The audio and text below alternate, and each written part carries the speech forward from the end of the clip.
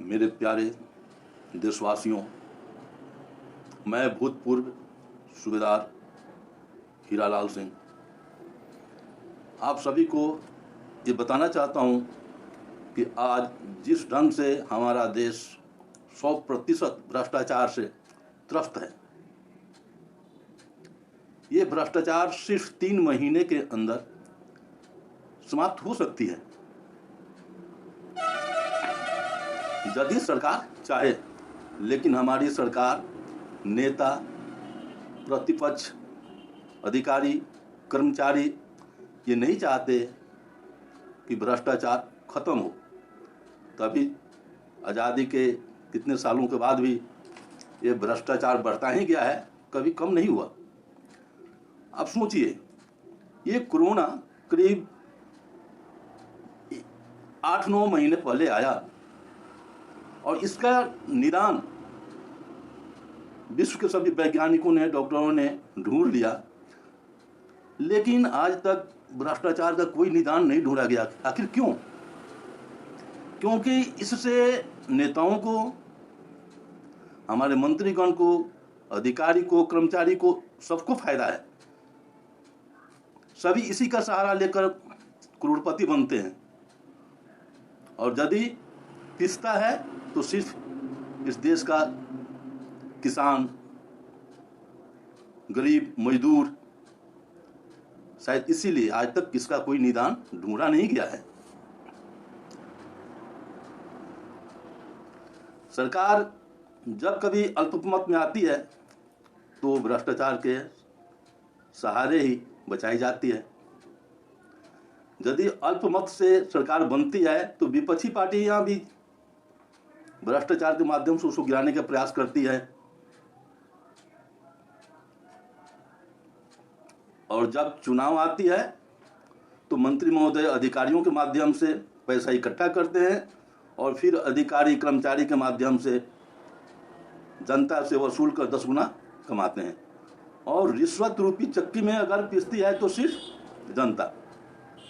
आपको पता होगा, 5 नवंबर 2019 को छपी दैनिक भास्कर के अनुसार जस्टिस राकेश महोदय ने न्यायपालिका में फैले भ्रष्टाचार की तरफ इशारा करते हुए कहा है कि जब गंदगी दुर्गंध करने लगे तो पर्दा से काम नहीं चलता।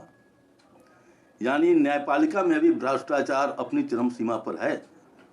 इसलिए मैं देश का एक नागरिक होने के नाते सरकार, कार्यपालिका, व्यवस्थापिका तथा न्यायपालिका से पूछना चाहता हूं कि न्यायपालिका में फैले गंदगी के कारण यदि कोई अपराधी आतंकवादी या माओवादी बन जाता है तो उसके लिए दोषी सिर्फ वह व्यक्ति है या उसे मजबूर करने वाले अधिकारी भी? जिस दिन जांच के दायरे में वह अधिकारी भी आ जाएंगे उस दिन भ्रष्टाचार आदि हो जाएगी और उस दिन भ्रष्टाचार बिल्कुल खत्म हो जाएगा। जिस दिन सरकार यह नियम बना दे, यदि कोई रिश्वत देकर अपना काम करवाता है और उसका वीडियो या ऑडियो बनाकर प्रशासन को देता है तो प्रशासन उसे एक छोटी सी गिफ्ट से सम्मानित करे और दोषी के विरुद्ध कार्रवाई करे। क्योंकि आज के युग में ऑडियोग्राफी या वीडियोग्राफी बनाना कोई मुश्किल काम नहीं है। ऐसा नियम बनने पर कोई रिश्वत देने से भी नहीं लेगा।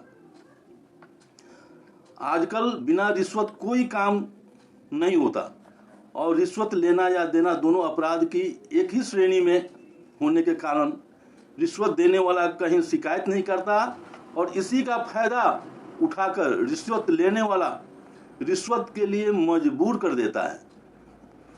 लेकिन इसके लिए दलालों के ऊपर भी सजा का सख्त प्रावधान होना चाहिए, क्योंकि आजकल अधिकारी या कर्मचारी दलाल के सहारे ही रिश्वत लेते हैं। आजकल भ्रष्टाचार अपनी चरम सीमा पर है। अंचल स्तर पर जानबूझकर किसी की जमीन किसी के नाम पर दाखिल खारिज कर दी जाती है। नेट पर चढ़ाते समय हर प्लॉट का विवरण कुछ न कुछ गलत कर दी जाती है या छोड़ दी जाती है, ताकि हर एक किसान अंचल का चक्कर लगाते रहे और कर्मचारी अधिकारी की जेब गर्म करते रहें। गलत करने वाले की कोई जिम्मेवारी नहीं होती। मैं यह नहीं कहता कि ऐसा 100% है, लेकिन 80% तो निश्चित रूप से है। इस भ्रष्टाचार का ज्वलंत भुक्तभोगी मैं खुद हूं।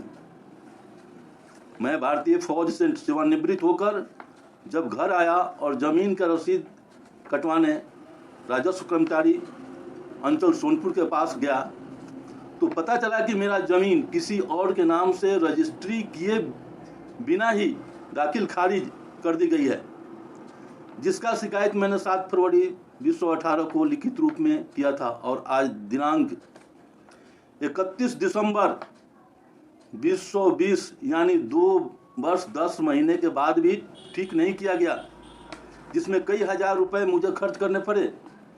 इसका मुख्य कारण यह भी है कि कर्मचारी और अधिकारी के मन मुताबिक हम मधुर संबंध नहीं बना सके। मधुर संबंध का मतलब आप सभी समझते हैं। यहाँ तक कि बाकी हमारे जमीन के 4 प्लाटों का विवरण भी नेट पर सही रूप से जानबूझकर नहीं चढ़ाया गया, और इस तरह की शिकायत सिर्फ मेरा ही नहीं बल्कि सभी की है। हर एक किसान दफ्तर का चक्कर लगाते रहते हैं। यही नहीं, जिस अधिकारी ने जानबूझकर गलत जमाबंदी कायम किया था, उसका विवरण मैंने आरटीआई के अंतर्गत करीब 2 वर्ष पहले मांगा था। उसका जवाब अभी तक नहीं मिला। आप खुद कल्पना कर सकते हैं कि एक सैनिक के साथ जो अपनी परिवार, जमीन, जायदाद सब कुछ प्रशासन के सहारे छोड़कर अपनी जान की परवाह किए बिना देश की सेवा करता है, उसके साथ ऐसी व्यवहार की जा सकती है, तो आम गरीब किसान और सीधी सादी जनता के साथ क्या करते होंगे। इसलिए यदि आप लोग मेरे उपरोक्त विचारों से सहमत हैं और भ्रष्टाचार को दूर करना चाहते हैं, तो मेरे विचारों को अपने मोबाइल पर लोड करें और ज़्यादा से ज़्यादा अपने साथियों में शेयर करें, और प्रत्येक महीने तब तक अपने दरवाजे पर 5 मिट्टी के दिए जलाएं जब तक कि सरकार उपरोक्त नियम बनाकर भ्रष्टाचार को दूर करने का वादा न करे। जिस दिन ये नियम बन जाएंगे, कोई रिश्वत देने से भी नहीं लेगा। कोर्ट कचहरी और अंचल में जाने वालों की संख्या आधी हो जाएगी। सभी लोग अपना काम समय पर कर पाएंगे और हमारा देश 2 गुनी गति से विकास कर पाएगा। दीप क्रांति का प्रयोग किसान नेता या विपक्षी दल को भी करना चाहिए, ताकि जनता और देश का नुकसान किए बिना सरकार को मजबूर किया जा सके। आप लोगों से निवेदन है कि इसे ज़्यादा से ज़्यादा शेयर करें। ये मेरे फायदा के लिए नहीं, अपनी फायदा के लिए, देश से भ्रष्टाचार को भगाने के लिए।